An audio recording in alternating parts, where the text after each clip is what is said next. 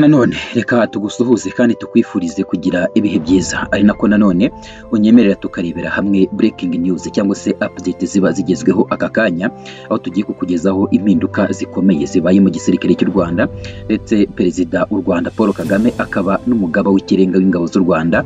yaje kuba akora impinduka zitunguranye muri iki gitondo, cyangwa se aje kuba akora impinduka zitunguranye mu gisirikare cy'u Rwanda, aho hari abavuye ku iranka rimwe bakazamurwa bakageza ku rindi, mu gihe kandi nanone hari abaye bakuwe mu nshingano. Byose turi buze kuza kubikunyuriramo se ni bande, tukubwire kandi nanone impinduka zibaye mu basirikari bakomeye, abagiriye mu kiruhuko ni bande, ndetse n'abazamuwe mu ntera bagakurwa ku ipeti rimwe bagashyirwa ku rindi, aho harimo abagizwe abajenerali, mu gihe hari abandi nanone bazamuwe mu ntera ku mapeti yo hasi. Byose turi buze kuza kubikunyuriramo, ari nako kandi tukubwira ngo kumanuka aho hepfo gatoya ukande kuri subscribe nawe ube mu banyamuryango basaga 320 babashije kuba bajoininga M247 TV, nawe amakuru yacu agiye akugeraho agisohoka ako kanya. Reka nanone tutizimbye mu magambo dutangiye tukubwira, ariko nanone duhere ku mpinduka zimaze kuba aka kanya. Ariko ngira ngo urabyibuka neza mu nkuru twakugejejeho, nibwo twaje kuba tukubwira impinduka zabaye, aho cyane cyane ku bayobozi b'amadiviziyo atandukanye twaje kukubwira inkuru ya Afanderuki. Uyu nguyu nawe waje kuba ahindurirwa inshingano, muramuzi neza ko yaje kuba ayobora umutwe w'ingabo zidasanzwe z'u Rwanda Special Force, aho yaje kuba ahindurirwa izi nshingano akajyanwa ku kuyobora diviziyo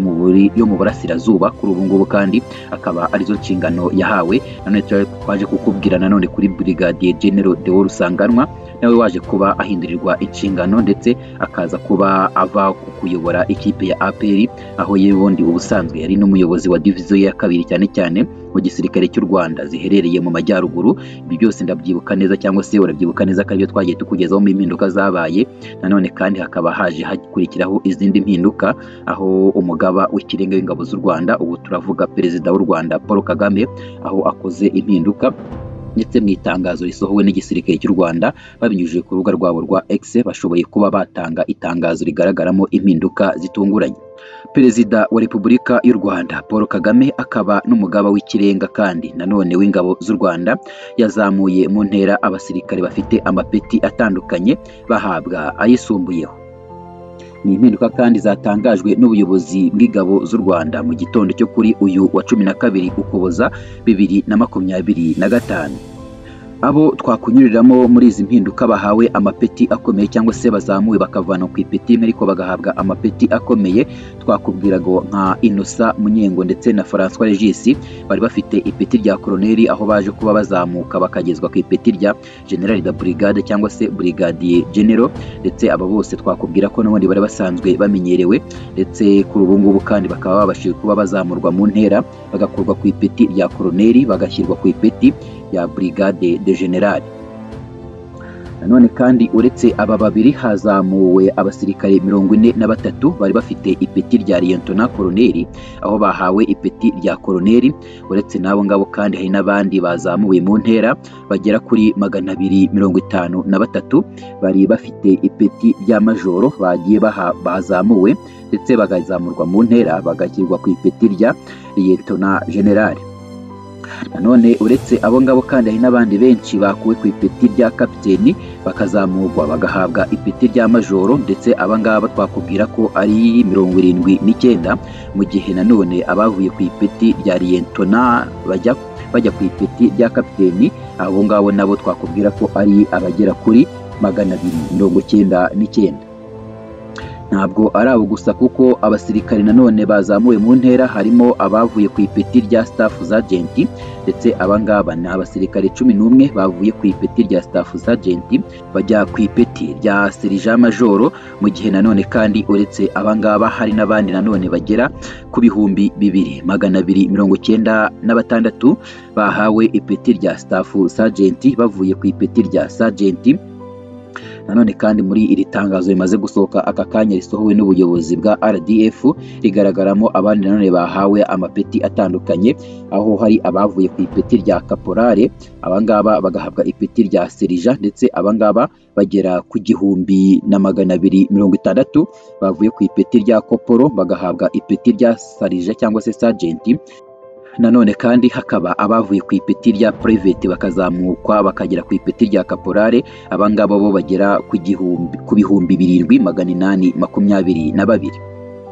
Izi mpinduka kandi zikorwa ndetse zikafatwaho umwanzuro n'umugaba w'ikirenga w'ingabo z'u Rwanda, ari nawe waje kuba agira izi mpinduka cyangwa se ari nawe waje kuba akora izi mpinduka. Ndetse iri tangazo risohowe n'ubuyobozi bw'igisirikare cy'u Rwanda risohotse babinyujije ku rubuga rwabo rwa X rigaragaraho izi mpinduka, ndetse twakubwira ko impinduka zigaragayemo mu basirikare bakomeye ari nk'impinduka ebyiri, kuko kuri ubu ngubu twavuga ko nk'abavuye ku ipeti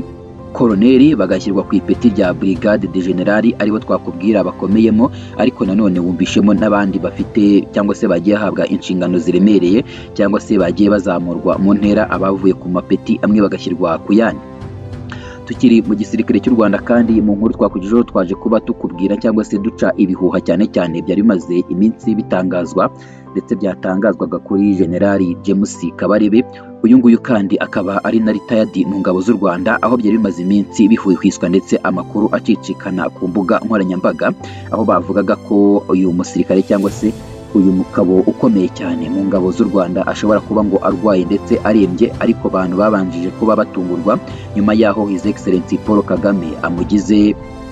cyangwa se amuhinduriye inshingano akamugira umujyanama mukuru mu by'umutekano mu biro bye cyangwa se mu biro bya perezidanse, aho benshi bahise batungurwa nyuma y'uko bari mumaze iminsi bavuga ko ashobora kuba arwaye ndetse arembye. Ndetse twakugejejeho inkuru kuri uyu mugoroba, aho twaje kukubwira ko kuri ubu ngubu Generali retired James Kabarebe yaje kuba yongera kugaragara mu ruhame nyuma y'igihe kirekire abantu bavuga ko afite uburwayi, ndetse agiye muri izi nshingano n'ubundi yaje gukora kugera mu mwaka wa 2023, aho yaje kuvamo ajya muri Minafete cyangwa se muri Minisiteri y'Ububanyi n'Amahanga n'Ubutwererane, aho yari umunyamabanga wa leta cyane cyane mu bijyanye n'umubano mu by'akarere, ariko akaba yaje kuba ahindurirwa inshingano n'ubundi agasubira mu bintu bye, aho yagiye kuba nanone umujyanama mukuru mu biro bya Perezida wa Repubulika mu by'umutekano. Ndetse izi nkuru zari zimaze iminsi zicicikana zivuga ko atameze neza cyangwa se ashobora kuba afite uburwayi cyangwa se ngo arwaye arembye, byose byaje kuba bishyirwaho akadomo nimugoroba nyuma y'uko yagaragaye mu ruhame ahererekanya ububasha na Dr. Usta Kayitesi wagiye kuba nawe amusimbura muri Minisiteri y'Ububanyi n'Amahanga. Ndetse uyu Usta Kayitesi ngira ngo muramumenyere cyane ubwo yayoboraga urwego rw'imiyoborere rw'igihugu rwa RGB, ndetse akaba ari nawe waje kuba babisikana ajya kumusimbura muri izi nshingano muri rusange. Ni umuhango kandi waje kugaragaramo Minisitiri w'Ububanyi n'Amahanga n'Ubutwererane, uyu nguyu ni Ambasaderi Olivier Nduhungirehe, dore ko n'ubundi ari we boss wa Minafete cyangwa se ari we ukuriye Minisiteri y'Ububanyi n'Amahanga. Ndetse mwaje kuba mubibona mu nkuru zatambutse aho bari bishimye cyane, ndetse Generali retired James Kabarebe ari we yaje guhiba agaragara ahererekanya ububasha na Dr. Usta Kayitesi.